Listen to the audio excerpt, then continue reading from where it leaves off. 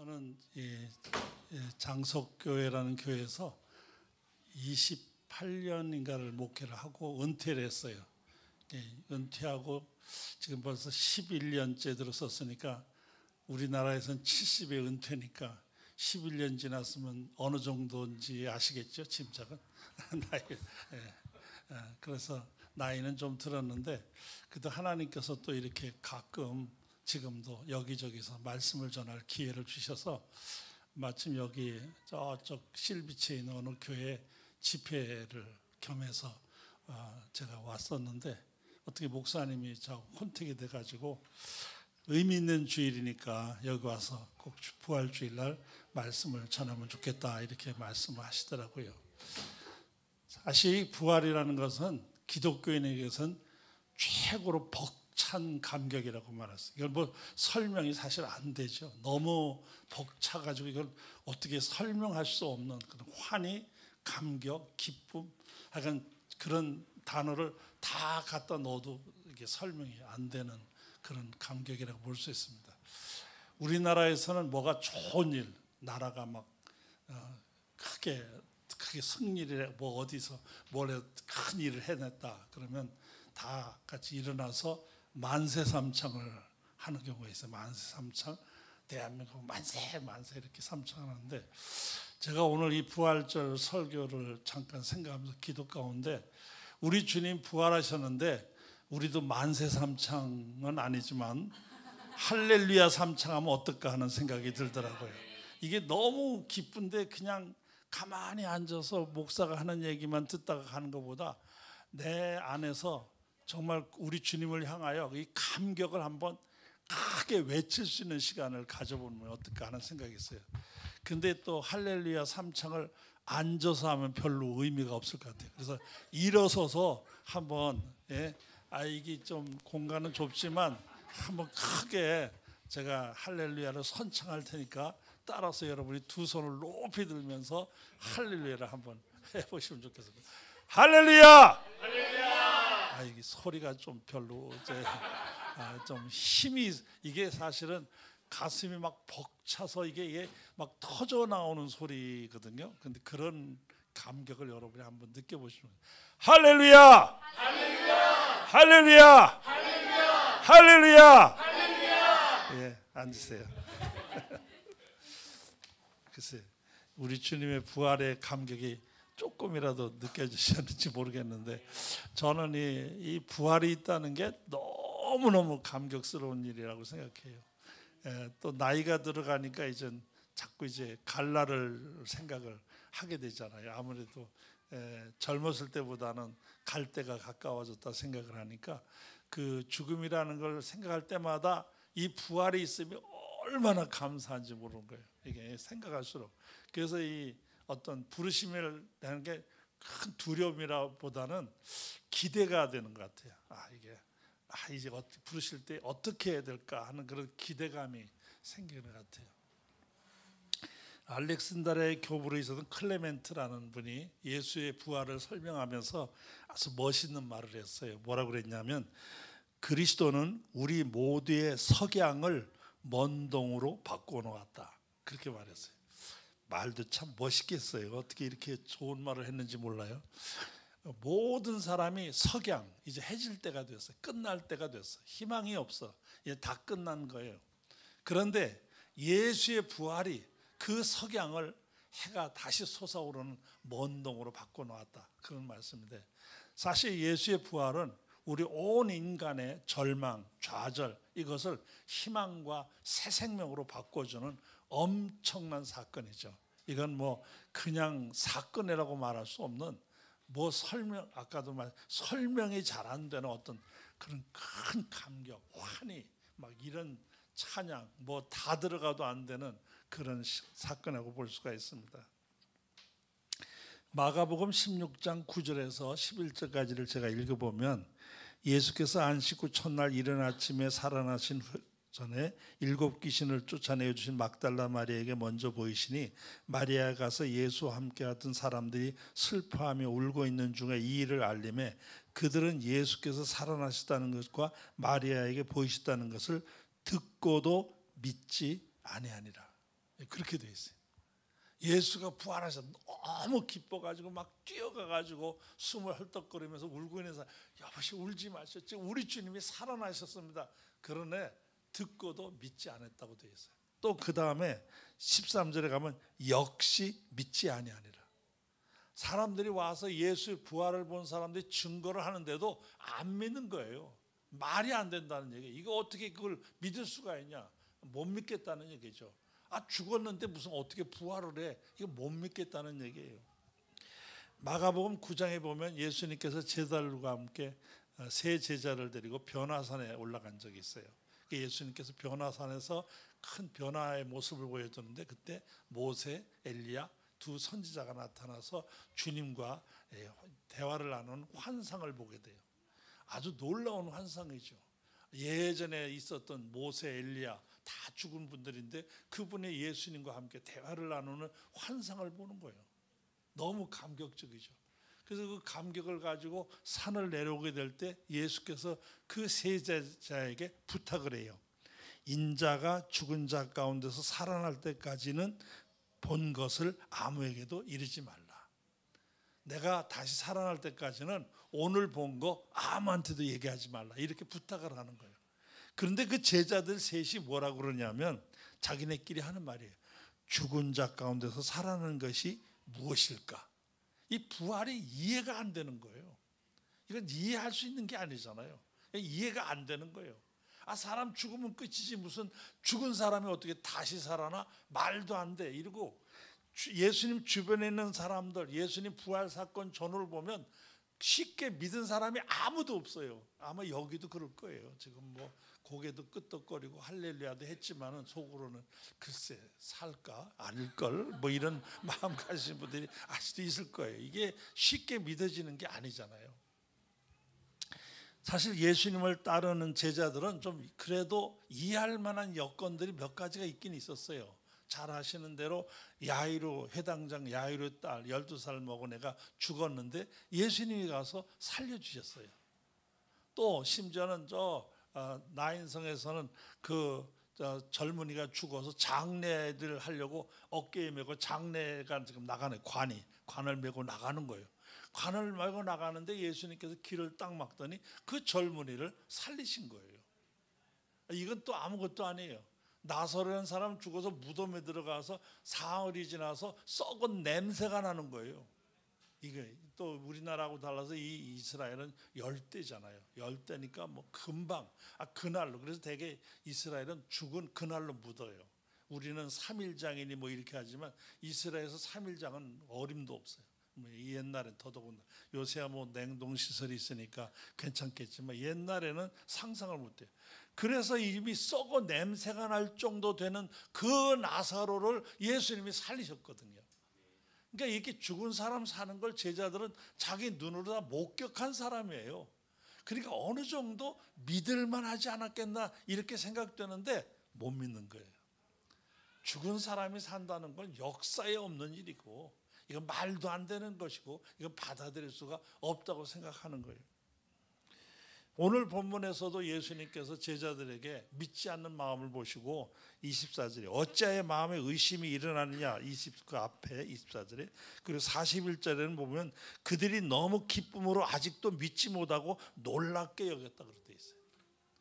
분명히 예수님이 부활하신 걸 보면서도 놀라워하는 거예요. 그런데 믿지는 못하는 거예요. 분명히 지금 앞에 와 계시거든요. 그런데도 안 믿어지는 거예요. 안 믿어져요. 예수의 부활이라는 이 사건은 인간의 이성이나 합리적인 사고를 가지고 절대로 못 받아들여요. 이건 오직 믿음으로만 받아들일 수 있어요. 이건 믿음의 세계에 들어가는 사람에게만 아멘으로 오는 것이지 논리나 세상의 어떤 이성이나 인간의 무슨 지혜나 절대로 안 되는 거예요. 믿음의 세계에서만 가능한 거예요. 이거는 다른 거는 안 돼요. 그렇기 때문에 우리가 예수 그리스도를 믿는 그 믿음 안에 들어갈 때 이 부활이 감격이요 기쁨이요 환희가 되는 것이지 세상 지식 아무리 많아도 이건 안 돼요. 이건 절대 예수님의 제자들이 그러는 판인데 뭐 더 말할 게 뭐가 있어요. 일본의 시인 가운데 뭐 그렇게 유명한 시인이라고 할 수는 없어요. 그런데 특별한 시인이 하나 있는데 미즈노 겐쪼라는 분이 있습니다. 혹시 그분의 책을 읽어보신 분이 계신지 모르겠어요. 이 미즈노 겐쪼라는 분은 태어날 때부터 심한 뇌성마비를 가지고 태어났어요. 이 사람이 할 수 있는 것은 입에다 뭘 넣어주면 먹고, 그 다음에 눈을 또 보고, 그 다음에 말하는 귀로 들을 수 있지, 그 외에는 어떤 것도 움직일 수 없어요. 손발 아무것도 못 움직여요. 손가락 하나 까딱 못해요. 그렇게 태어났어요. 이거 뭐 완전히 그냥 살아있지만 이건 살아있는 것 같지 않은 사람이에요.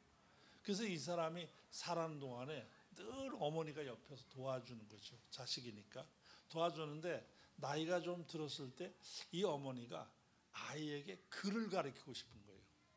신앙으로 사는, 그래도 하나님께서 이 아이를 이 땅에 태어났었는데 뭔가 이 아이에게 의미가 있지 않겠냐. 그래서 글을 가르쳐 주는 거예요. 그래서 여기 가나다라 일본말 써놓고 이게 가짜다, 쳐다보면서 이게 가야, 요거 나고 이렇게 쭉 얘기를 해요. 듣기는 하니까. 그리고 네가 알아들었으면 눈 한번 깜빡거려. 그러면 눈을 깜빡하면 알아들었구나. 이렇게 해서 이제 글을 가르쳐 줬어요. 글을 배운 다음에 성경을 읽게 한 거예요. 성경을 이렇게 짚어주면서 읽게 하니까 성경을 읽다가 이 미즈노 겐쪼라는 이분이 은혜를 받았어요. 그냥 뭐 말도 못하고 아무것도 못해요. 모든 걸 다른 사람의 손에 의해서만 돼야죠. 그가 할 수 있는 건 보는 거, 말하는 거, 듣는 거, 그리고 입에다 넣어주면 삼키는 거, 그 외에는 어느 것도 못하는 사람. 어느 날 어머니가 그 아들이 뭔가 하고 싶은 말이 있을 것 같아서 글자판을 앞에다 놓고, 내가 하고 싶은 말이 있을 때 내가 짚으면 그 말을 하고 싶으면 거기를 깜빡거려라 그랬어요. 기역자를 누르면 깜빡하면 너 기역. 그 다음에 아야에서 이렇게 가, 그렇게 가. 그 다음에 이렇게 하다 미음자 감. 그 다음에 시읒 하면 눈 깜빡하면 시읒. 그 다음에 아에 또 깜빡하면 그 다음에 이런 식으로 감사합니다. 네가 나한테 감사하다는 말을 하고 싶었구나. 그렇게 한 거예요. 그 글자를 하나하나 어머니가 짚어가다가 눈을 깜빡하면 그걸 옮겨 쓰고, 또 짚어가다가 깜빡하면 이래가지고 글을 쓰기 시작한 거예요. 그래가지고 시를 쓴 거예요.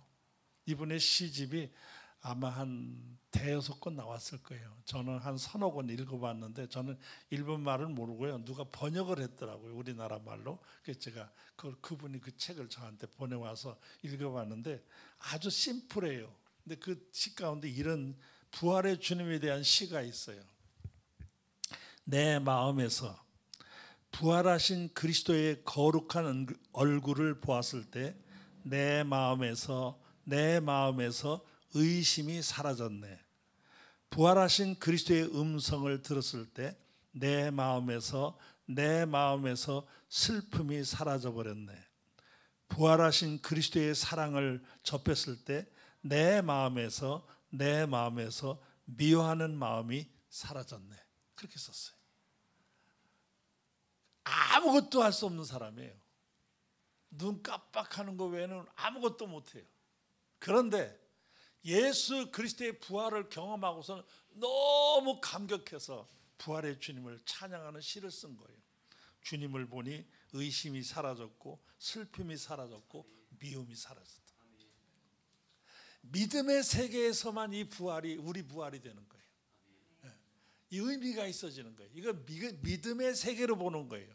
이거 여러분이 예수 부활의 사건을, 물론 역사적인 사건이지만 이걸 믿음의 눈으로 봐야 의미가 있어져요. 믿음의 눈으로 보지 않으면 이건 아무 의미가 없는 거예요. 사실 예수님의 부활을 가만히 생각해 보면은 이 부활은 제자들에겐 기쁨이 될 수 있어요. 왜? 자기 평생 따라다니던 스승이 갑자기 죽어 없어졌는데 이거 어떡하나 하는데 다시 살아났으니 이 아이가 기쁘죠. 아마 그 중에서도 마리아가 제일 기뻤을지 몰라요. 죽었던 아들이 살아났으니. 생각해 보세요. 얼마나 기뻤겠어요. 이건 정말 뭐라고 할 수 없는 큰 기쁨이요, 감격이죠. 또 예수님의 형제들이 있었잖아요. 형제들이 자기 형, 오빠 이렇게 살아났으니까 이거 큰 기쁨이죠. 예수님의 제자들이 기뻐했다거나 예수님의 어머니가 기뻐했다거나 예수님의 형제들이 기뻐했다, 그것은 이해가 되는데 그게 우리하고 도대체 무슨 상관이냐 그 말이에요. 중요한 것은 예수의 부활은 예수의 부활. 저 유대 땅에서 웬 젊은이 하나가 죽었다가 살아났는데 그쪽 동네에서 기뻐할 일이지 그게 나하고 무슨 상관이 있느냐 이렇게 생각할 수 있어요. 그런데 성경을 통해서 우리가 발견할 수 있는 건 뭐냐면 예수의 부활이 우리 부활의 보증이에요. 예수의 부활로부터 우리의 부활이 시작되는 거예요. 그래서 고린도전서 15장 20절에 보면 예수의 부활을 부활의 첫 열매라고 그러는 거예요. 왜냐하면 그 다음부터 이제 열매가 계속 이어지기 때문에 예수를 첫 열매로 해서 그를 믿음으로 따르는 사람들에게 계속해서 부활의 열매로 이어질 것을 말씀하시는 거예요. 그래서 예수 그리스도가 부활의 첫 열매예요. 그러니까 예수의 부활이 왜 기쁘냐? 그 부활 속에 내 부활이 들어있는 거예요. 생각해 보세요. 이거 뭐 정말 이 세상에서 우리가 제일 힘든 게 뭐냐면 죽음의 문제예요. 다른 사람 다 용기 100배 하다가 너 죽어 그럼 꼼짝 못 하는 거예요. 죽이겠다면 아무도 거기 항복 안 하는 사람 없어요. 죽음이 제일 무서운 거 아니에요. 그런데 죽음을 이기는 거예요. 예수의 부활이 바로 우리로 하여금 그 죽음의 권세를 이기게 하는 거예요. 이 얼마나 감격이에요. 죽음이 두렵지 않은 거예요. 여러분, 죽음이 무섭지 않은 사람은 겁이 없어져요. 그러니까 근심이 없어지는 거예요. 예수의 부활을 믿게 되는 사람은 아무리 지금 상황이 어려워도 걱정이 없어져요. 왜? 나는 이미 보장된 게 있어. 영원한 나라에 내 자리가 보장돼 있어. 그러니까 두려움이나 걱정이나 누가 봐도 저 사람 저거 어떻게 저렇게 살지? 그런데 본인은 걱정 안 해. 왜? 나는 이미 보장돼 있어. 이미 내 자리는 영원한 게 보장이 돼 있어. 부활을 믿는 사람들에게는 이런 것이 있는 거예요. 이게 얼마나 큰 감격이에요. 여러분, 믿음 안에서 이 예수 부활이 여러분의 부활임을 깨닫고 환호하고 기뻐하며 감격하기를 주의 이름으로 축원합니다. 이게 중요한 거예요. 예수의 부활이 왜 우리에게 그렇게 기쁘냐? 예수의 부활이 왜 이렇게 감격스러우냐? 그 부활 속에 내 부활이 들어있기 때문에 그래요. 바로 내가 그 부활을 보장받는 거예요. 그러니까 이게 얼마나 감격스러워. 이게 기쁘죠. 로마서 8장에 읽어 쭉 내려가다 만일 우리가 그리스도와 함께 죽었으면 또한 그와 함께 살 줄을 믿노니 이는 그리스도께서 죽은 자 가운데서 사셨으니 다시 죽지 아니하시고 사망이 다시 그를 주장하지 못할 줄을 알미로라. 예수의 부활을 통하여 다시는 죽음이 주장하지 못하는 참 생명으로 일어나셨다는 사실이에요. 그리고 그것이 우리에게 이루어지는 거예요. 예수의 부활을 시작으로 우리에게 그 부활이 이루어진다 그 말이에요. 우리 한국교회 큰 목회자 어른 가운데 잘 아시는 주기철 목사님이라고, 우리 일제시대 때 신사참배 반대하시다가 감옥에서 고생하시다 돌아가셨죠.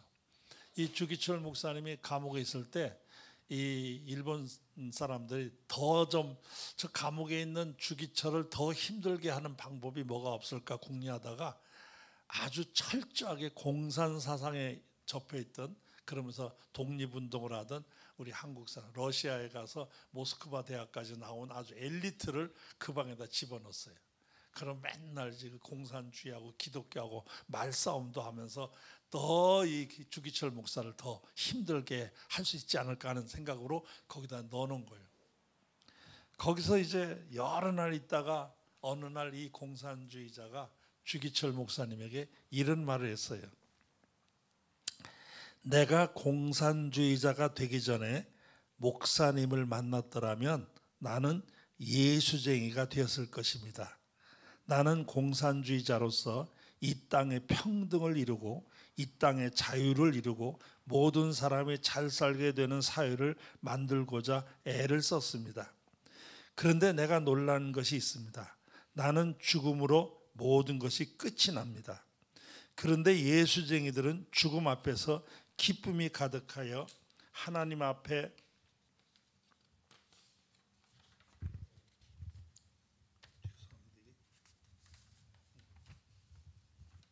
하나님 앞에 간다며 죽더군요. 그 모습을 저는 이해할 수 없습니다. 다만 부러울 뿐입니다. 이렇게 말을 했어요.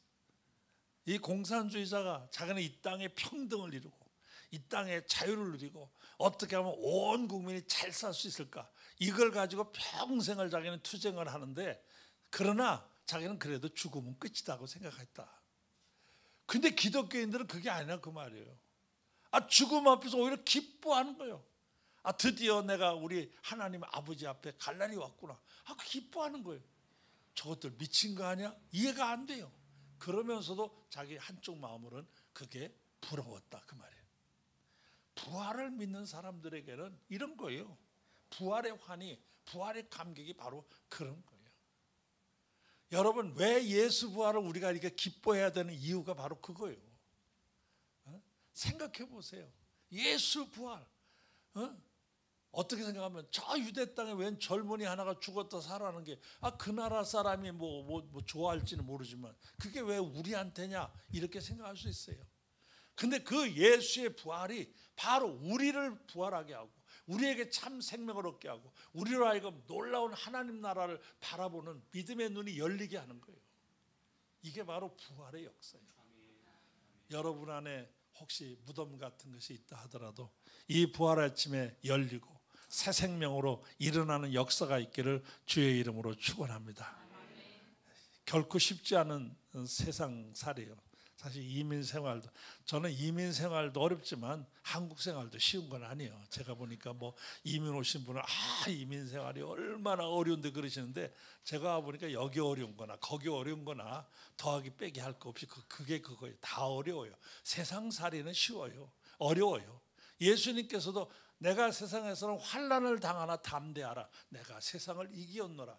예수님도 어렵다고 대답하신 거예요. 어려워요. 어려워서 걱정이 생겨요. 근심이 많아져요. 우울하고 어떤 분은 밤에 잠 못 이루고 또 이 우울증에 걸려서 병 치료해야 되고 약을 먹어야 되고 힘들어하는 경우가 얼마나 많은지 몰라요.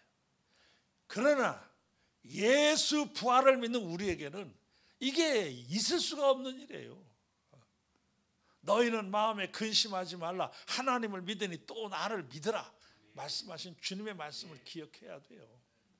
여러분, 부활의 역사가 함께 하시기를 주의 이름으로 축원합니다. 이 부활의 역사예요. 어느 회교를 열심히 믿던 한 사람이 성경을 읽다가 회교 승한테 걸렸어요. 회교도가 됐으면 회교 코란경을 열심히 읽어야지 성경을 읽고 있으니까 안 되잖아요. 그래서 회교성이 그 사람을 불러다가 책망을 했어요. 도대체 네가 코란을 읽어야지 왜 성경을 붙들고 있냐, 이렇게 물은 거예요. 그러자 그럼 그 사람이, 제가 그럼 한 가지 질문을 하겠습니다. 뭔데? 어떤 사람이 길을 잃어버렸습니다. 길을 잃어서 방황하다가 두 사람을 만났습니다. 그런데 한 사람은 죽은 사람이고 한 사람은 살아있는 사람입니다. 누구에게 길을 물어야 하겠습니까? 이렇게 물었어요. 그러자 이 승이 그게 당연하지, 죽은 사람한테 어떻게 길을 묻냐, 살아있는 사람한테 길을 물어야지. 그러자 그 회교도가 이렇게 말했어요. 우리가 믿는 마음에서는 죽었고 지금 뭐라고 말해서 예수는 부활해서 살았다고 그러는데, 그러면 내가 죽은 마음에서에게 물어야 됩니까, 살아있는 예수에게 물어야 됩니까 하고 물었어요. 그래서 이 승이 네 맘대로 해 하고 그냥 가버렸다는 이 얘기가 있어요. 이게 얼마나 사실에 근거한 건지 모르지만 어느 예화집에가 나와 있는 얘기인데 하도 재미있길래 제가 인용을 했습니다만은 바로 그거예요. 살아계시는 분, 우리 주님은 살아서 지금도 우리 가운데 역사하시는 분이에요. 영으로 이 가운데 와 계신 줄 믿습니다. 바로 그 주님을 우리가 길이요 진리요 생명이 되신 줄 알고 그 주님을 따라가는 것이 중요한 거예요. 우리는 바로 그 부활의 주님을 믿어야 합니다. 쉽지 않아요. 결코 우리 이성으로는 받아들일 수 없어요. 믿음으로 받아들여야 돼요. 믿음으로 받아들일 때는 감격이 되고 환희가 되고 찬양이 되고 고백이 되는 거예요. 그러나 이성으로 자꾸 생각하면 이건 안 돼요. 예수님의 제자들도 성경에 그랬잖아요. 기뻐하면서도 못 믿는 거예요. 이게 분명히 이제 살아 여기 와 계시네. 그런데 기쁜 것 같은데 믿겨지지는 않는 거예요. 오늘 말씀 제가 그래서 이거 믿을 수 없는 기쁨, 말이 좀 이상하다 하면서도 믿기 힘든 기쁨, 이게 제가 제목을 정하면서도 이게 맞는 말인가 맞지 않는 말인가 그러면서도 성경 구절에가 또 그렇게 돼 있길래 제가 그렇게 정했는데, 정말 부활이라는 것은 믿기 힘든 그러나 기쁨이었다고 고백하고 있어요. 여러분 안에 이 부활의 은총이 함께 하시기를 바랍니다. 그래서 비록 여러분 인생살이가 쉽지 않지만 늘 이 부활의 주님과 함께해서 승리의 삶을 사는 귀한 성도들이 다 되시기를 주님의 이름으로 축원합니다.